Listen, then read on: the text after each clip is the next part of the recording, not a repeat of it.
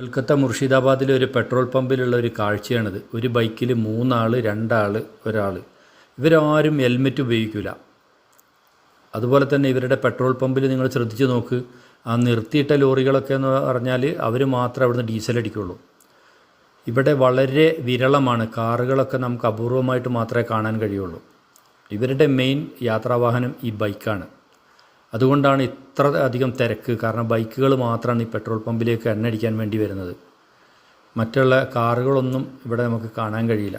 നമ്മൾ റോഡിൽ ഇറങ്ങിയാൽ തന്നെ കാറുകൾ വളരെ അപൂർവമായിരിക്കും. പിന്നെ ഈ ഓട്ടോറിക്ഷ പോലുള്ളൊരു വണ്ടിയുണ്ട്, അത് ബാറ്ററിയിൽ ഓടുന്നതാണ്. അതിന് പിന്നെ എണ്ണൻ്റെ ആവശ്യം വരുന്നില്ല. ഉണ്ട്, ഇവർ വന്ന് നിർത്തുന്നവരൊക്കെ 3 ആളാണ് ഏറ്റവും ചുരുങ്ങിയത് വണ്ടിയിൽ. ഇവരോട് എത്ര പറഞ്ഞിട്ടും കാര്യമില്ല, ഇവർക്ക് ഹെൽമെറ്റ് എന്തോ അലർജിയാന്ന് തോന്നുന്നു. പിന്നെ ഇവരുടെ നാട്ടിലെ പോലീസുകാർ ഹെൽമെറ്റ് വേട്ടയ്ക്ക് ഇറങ്ങുന്നുമില്ല. നമ്മുടെ നാട്ടിൽ പിന്നെ പൈസ അങ്ങോട്ട് കിട്ടുന്ന കാര്യങ്ങൾക്കൊക്കെ എല്ലാം നിയമം കർശനമായിട്ട് ഇവർ പാലിക്കുന്നതുകൊണ്ട് നമ്മളൊക്കെ ഇവിടെ കൃത്യമായിട്ട് ഹെൽമെറ്റ് ഉപയോഗിക്കുകയും ചെയ്യും. അതാണ് അവസ്ഥ. ഇവരുടെ ഡീസൽ അടിക്കുന്ന പമ്പ് നിങ്ങൾ ശ്രദ്ധിച്ച് നോക്കിയാൽ മനസ്സിലാവും. കണ്ടോ, കാലിയായിട്ട് കിടക്കുക, ഒരു വാഹനം അവിടേക്ക് വരില്ല.